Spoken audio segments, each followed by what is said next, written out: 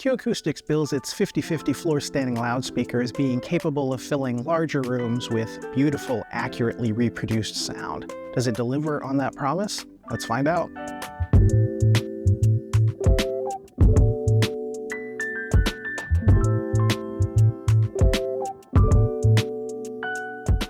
Jenkins, and here on the Absolute Sounds YouTube channel, I review entry-level high-end products that might appeal to high-end audio newcomers or enthusiasts like me who listen to music in real-world, often shared rooms.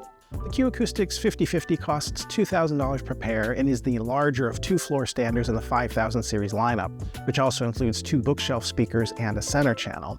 The company describes the 50/50 as being ideal for bigger spaces, with the smaller 50/40 being used when space is at premium. The 50/50s worked very well in my medium-sized room, which is open to the rest of the house, but I can easily imagine them overloading a smaller space.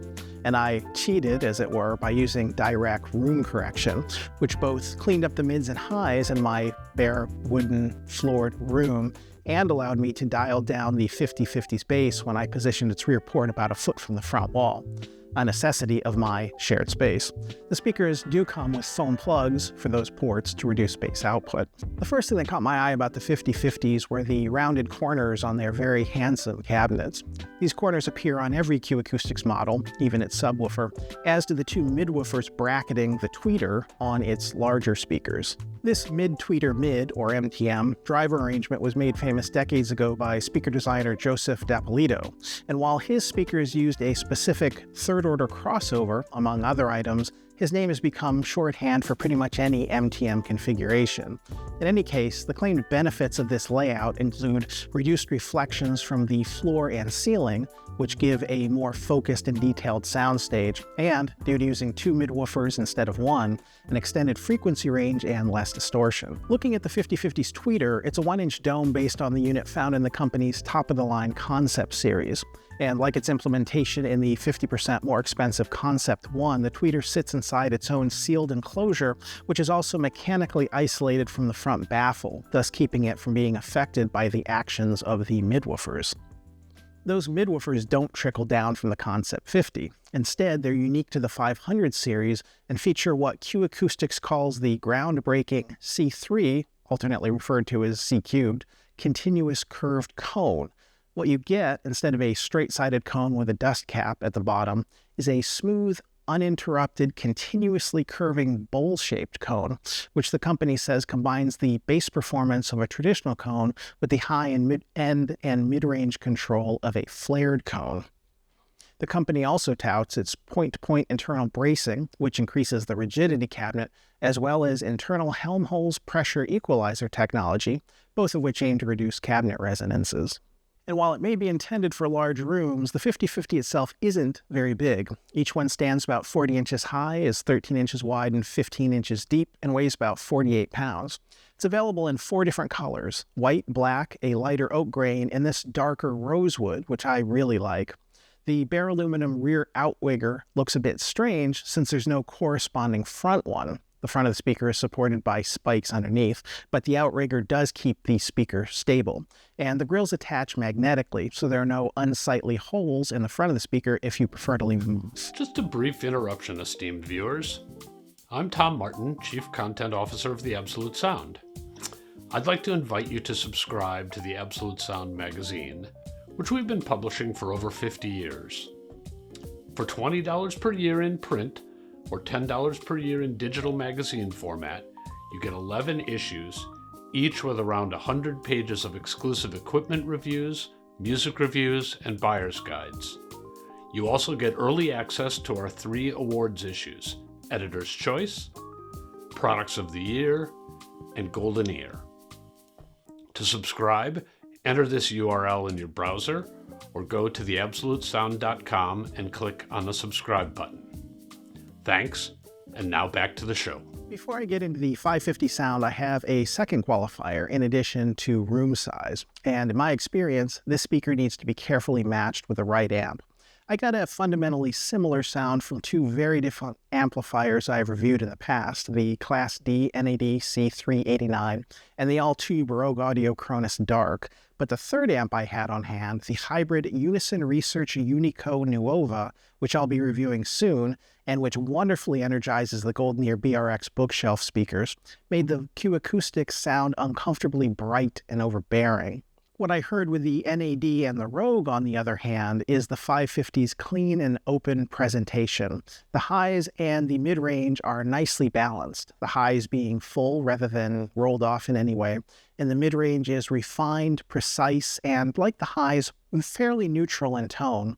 It's not a warm sound, though neither is it cool, so if you're in search of a more romantic tone or a sparkling treble, you won't find it here unless it comes from somewhere else upstream in your system.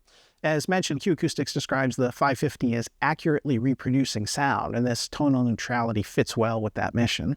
The 550s are also detailed and revealing. The massed strings in the overture to Puccini's Barber of Seville sounded like massed strings rather than an undifferentiated wall of sound, and it was easy to hear the interwoven yet clearly delineated violins, viola, and cello in The Art of the Fugue by Quartetto Casals. And it's important to note that neutral and detailed they may be, but the 550s are in no way overly or unpleasantly analytical. And furthermore, the tone and depth of those acoustic instruments sounds spot on, as do the brass instruments in Henry Mancini's The Pink Panther theme. Instruments and singers are clearly placed in space in a wide and deep soundstage, and the 550s have a relaxed presentation. By this I mean that while they can deliver serious force and impact when called for, there's no sense of the sound being launched at the listener, as I've heard from more forward or more aggressive speakers. With the 550s, even at very loud volumes, which they are very happy to deliver, the music doesn't blast you back in your chair. It simply fills the space in front and to some degree around you with sound. In addition, this is an easy speaker to listen to for long periods of time. There's just no harshness. The screeching, wailing electric guitar in the White Stripes Ball and Biscuit can easily become sharp and overbearing on some speakers, but the 550s easily recreate it without any hint of stress or discomfort. There's actually a hint of restraint or maybe a sense of politeness in the speaker's unflappable and definitely refined presentation. None of this, though, is to imply that the 550s can't rock. Big dynamic swings are handled easily, whether you're talking about the blaring brass final notes of the Pink Panther theme, Fleetwood Mac's Rollicking Tusk, or Deep Purple's Child in Time. And adding to this drama are a tight and punchy mid-bass and a full, solid bass. The speaker's rated at 6 decibels down at 37 Hz, and while it audibly doesn't go subwoofer deep, or as deep as the JBL 4329P powered loudspeaker I also reviewed, I felt that the 5050's bass weight, power, and control were more than satisfying, even with, as mentioned, my living room being open to the rest of the house. And this was evidenced by the tight thumping drums that open Lol Yachty's The Black Seminole and the electronic beats in Dub Zan's dubstep cover of Roxanne by The Police. Just as important, the bass is tuneful and accurate, nicely portraying the swing and rhythm and tone of the stand-up bass behind Johnny Hodges' saxophone and main stem, or the electric bass in Bootsy Collins' I'd Rather Be With You. So that's basically how the 5050 sounds, but that's not at all everything that it does, because there's a whole other level of musical engagement, a sense of realism which really draws you into the music. In my review of the Rogue Audio Cronus Dark, I described this as pace, rhythm, and timing, and I mention this here because I did a lot of listening to that amp through this speaker, and that was the combination that delivered the musical awakening that I referred to in that review. What I didn't realize at the time was how much synergy was involved, because while the Cronus Dark and the 5050s are completely stunning paired together, once I began to listen more to the speaker through the NAD, I discovered that same sonic sense of coherence, of rightness, of lifelikeness, if not to the same degree, which means that the 5050s have their own talents in this regard, possibly due to the C-cubed cones, high and mid-range control, or maybe the MTM speaker arrangement, and the other components in your system will increase or diminish the effect. And with both amps, this effect is dramatic, emotional, visceral, and tangible. The instrumentation in Goldfinger, the James Bond theme song, sung by Shirley Bassey, just seethes with dark moods and ominous undertones. The trumpet line in Cootie Williams' new Concerto for Cootie swells and soars like a living entity, as do the female background singers in Leon Russell's Stranger in a Strange Land. You won't be able to sit still in the second part of Labby C-phrase, I Got the Blues, as the bass and drums begin to drive, the electric piano builds, then the guitar and the other instruments fill in. And something like George Clinton's Atomic Dog gets people elsewhere in the house nodding their heads and tapping their feet, soon drawn into the room to better hear the music.